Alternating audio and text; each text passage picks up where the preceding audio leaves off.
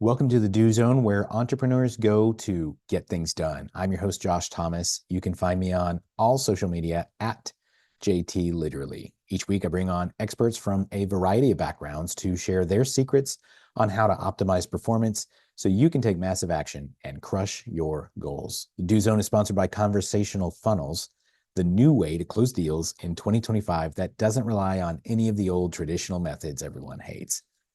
We use this method to book 121 qualified sales calls in 10 days without any ad spend, outreach, or endless social posting. You can download the free step-by-step blueprint that shows exactly how we did it at conversationalfunnels.com. Today's guest is Ken Rusk, and Ken is a best-selling author, an entrepreneur, and a motivational speaker who defied odds by achieving the Wall Street Journal bestseller status with his book, Blue Collar Cash.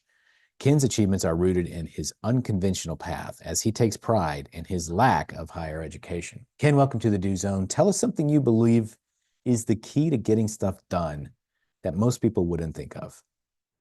Well, I think the first thing is to always begin with a reason why and why you're doing this to begin with. I think in my entire life, I don't think I've ever taken on any endeavor without thinking about the consequential reward or the consequential result or why am I doing this to begin with. I think sometimes people just roll on into tasks and projects and whatever, and they hope that they work out, and then if something goes well, then they start living well. To me, it's the opposite. I have to have a reason why first, and then attach the task or project to that, so that I know what the end's going to look like when it's all done. You know, a lot of times we go and we do things for no particular reason, and if we stop and think about that, we could save a lot of energy. Oh, there's no doubt. I mean, when you hear the words "if then," right? If I make it through high school, and if I get a scholarship to college, and if I go to college, and if I get a degree, and if I get good grades, and I rise to the top, and then maybe I find a job after I get my degree, and if that job pays well, then I can start living. Well, I'm the exact opposite of that. I want to know what the then is first. I want you to clearly define what living is, and then find one of the many ways to get there. Yeah, well said, man. And it saves a lot of energy because if we start thinking about, well, where do we want to be?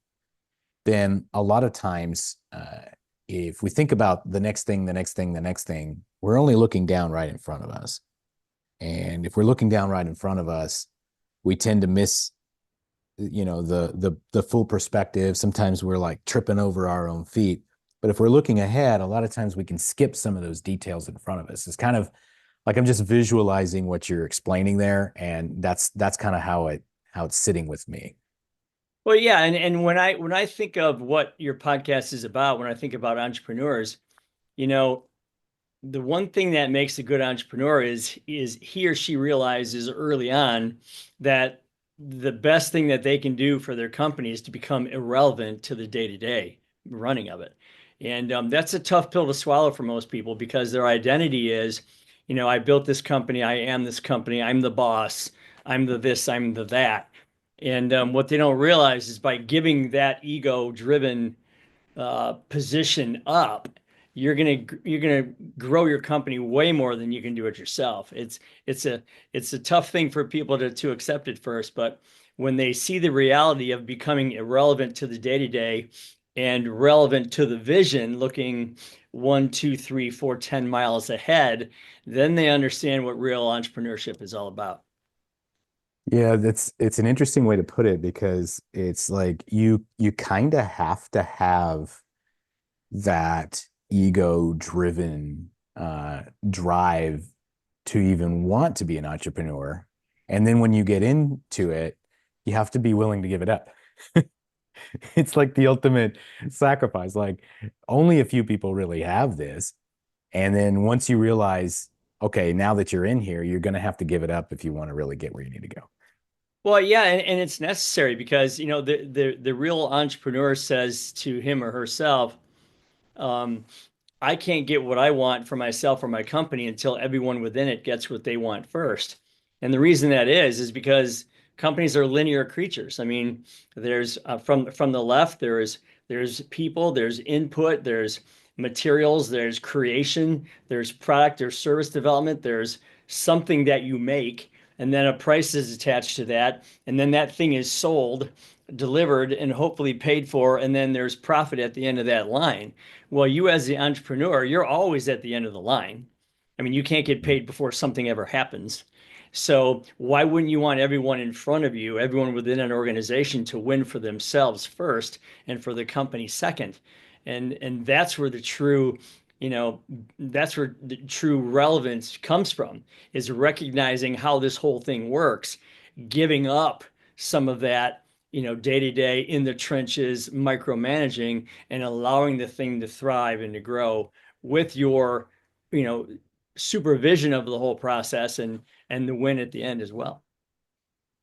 Awesome. And so one of the things that, we mentioned at the beginning here that you're very proud of is you've been able to create an unusual, massive success without having that, extra letters behind your name and without kind of going through the traditional path. So talk to me a little bit about, how much of that is really necessary and what are the paths that if we don't want to go to college, or if we don't want to get anointed as you are now a professional, what are some other ways that we can approach this?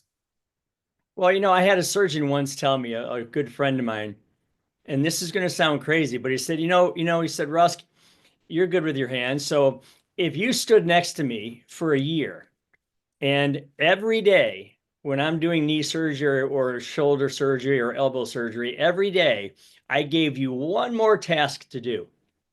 Okay. By the end of that year, you could perform surgery by yourself. Now think of that. There's 12 years of school to become a surgeon. You know what I mean? So I'm not saying that we should all start doing surgery. That's not my point. The point is the what's relevant to the task is really what's important. Okay. And for me specifically, I knew that what I needed to get done to run this company, which is basically a company full of ditch diggers, which I am one, and I'm proud to be that. I've been doing it since I was 15. In order to run this company, we started with 6 people in 1986, and we have nearly 200 today. Well, I knew that all I had to do was replicate a process over and over and over in order to get that growth. I didn't need a higher education to tell me how to do that. I practiced a little bit in my prior company as I was growing up from the time I was 15 to the time I was like 22. So I had some time seeing and absorbing and being aware of that. But that same opportunity is there for everybody.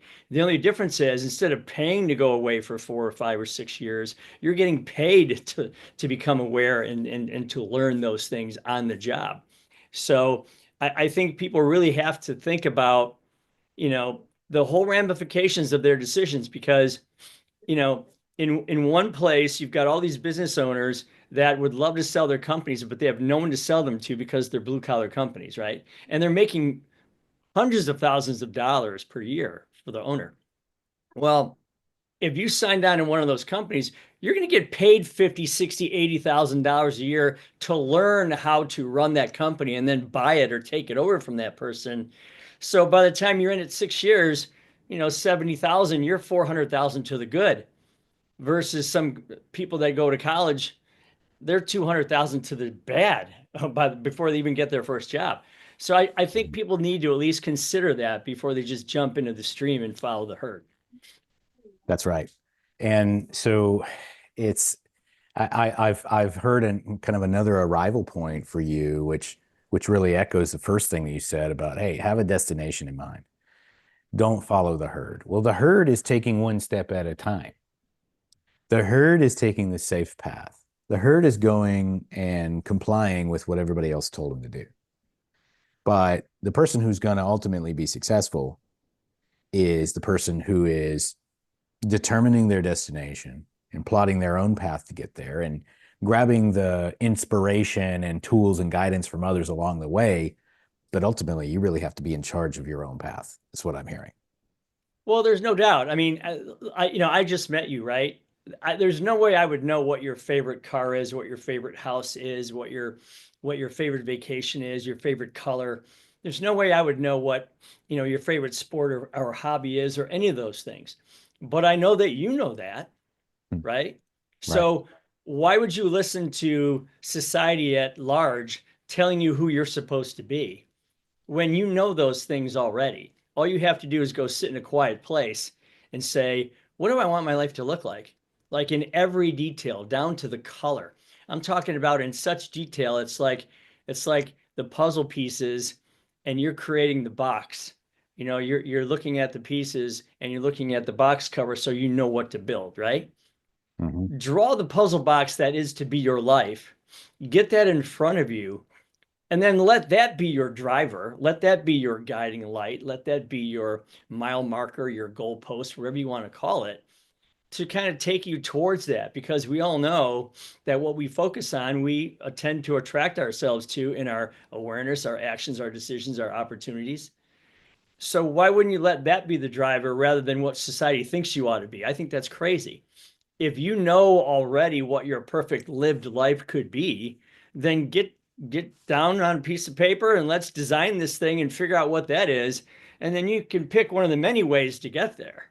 Because ultimately, you're not going to be known for the piece of paper you have hanging on your wall. You're going to be known for how you lived your life. And that to me is the ultimate reward. Yeah. And, like I used to have I did go to college, and I was very proud of that. And I hung my degree up on the wall for a long time, thinking it would bring me all kinds of glory, but, nobody really cared.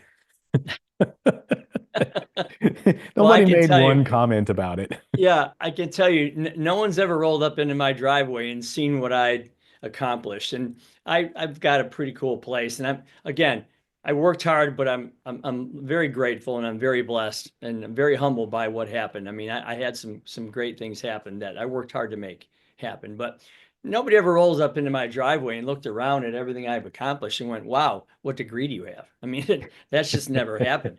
They've asked me, "Wow, how did you grind this life out?" I'm happy to tell them that, but yeah, it's a strange thing because society wants to think that you're measured by your degree or you're measured by how much education you have. I would rather measure you by, are you a problem solver? Are you creative? Are you financially sound? Do you know how to handle money well? Do you see your life going forward? Are you in progress of making that life happen? And then ultimately, how well did you live? That to me is the measure of a person, not necessarily what they know. Yeah. Yeah, it's funny. I was just the other day, I was driving down the street and the guys that make it despite the education, they're always kind of like got a little chip on their shoulder. I saw there was a Lamborghini in front of me. It was like a black, like with the matte black, the carbon, and the license plate said 1.8 GPA. And it's like, I showed y'all college people. Good Well, times. I guess I understand that because there is a stigma that is placed upon people that don't have college degrees. There's no question about it. I never really let it affect me because I knew I was on my way to living well. I knew I wasn't going to be the guy that put it on my license plate, but I knew that I was going to do all right. And yeah, so I understand his sentiment. I don't necessarily think I would do that, but Yeah. yeah, good for him. Tell us, or her, you don't know. Or her. Yeah, or her. So tell us a little bit about what you're doing now and who should connect with you and how they can do it. Well, the book Blue Collar Cash went really well and became a bestseller because a lot of companies decided to use it as a book club. So they would buy copies for their people in their office, and then they would meet once a week or every 2 weeks, and they would discuss a chapter. And because it really talks about how to create an entrepreneurial spirit within your company through the people that you hire, okay, and how to find those end users, the people that are just coming up in their careers, and to them, what should they be looking for in a company, right? Hmm. So that went really well, and then I built a course around it called The Path to a Successful Life. It's on my website at kenrusk.com. And that's really cool because it's a cheap course. It's $170. You get a free book with it. And I guarantee you're gonna change your life with it. I mean, I absolutely guarantee. And I take the money that I make from that and donate it to various people, various charity organizations around our town anyway. So if you're helping yourself, you're helping somebody else, which is really cool. But I am Nice. about halfway through my next book, which talks about um, how companies can build the type of culture to attract that person that I was just talking about. Hmm. Because when I got done with the first book, everyone was like, wow, you talk to the younger person, the 18 to 30-year-old. Can you tell me how to create an environment where I can attract and retain those people? So now I'm saying it, and the next book is kind of like from the boss's perspective. And Hmm. yeah, I'm excited. It's going to come out hopefully at the end of the year, and I'm looking forward to it. Excellent. So, hey, we're going to wrap from here. Thanks so much to our guest, Ken Rusk, for coming on and sharing a little bit of wisdom about how he gets things done. For those of you who want to learn more about what he's doing, you can visit his website, kenrusk.com. You can also pick up his book, Blue Collar Cash. Where can we get that, Ken? You can get it at kenrusk.com. You can also, you'll see all the buy buttons there, Amazon, Barnes and Nobles, all the local bookstores, iBooks, all that stuff. Very well. And whether you're on your morning commute, in the gym, or somewhere out in the field, snap a selfie, tag me at JT Literally. Show me what you do while you're in the do zone. And one more time, if you want to stuff your calendar with qualified and motivated ideal clients who want what you have, download the Conversational Funnels Blueprint for free at conversationalfunnels.com. That's it. Let's get to work. Hey, thanks for listening to the Do Zone podcast. If you're running a service-based business that's looking to grow this year, let's talk about how we can slingshot you into momentum with a quick injection of cash and sales. Our clients typically see results in as little as 7 days. To learn more about what we do, you could go to factor1.io. Once again, that's factor1.io. We'll see you next time.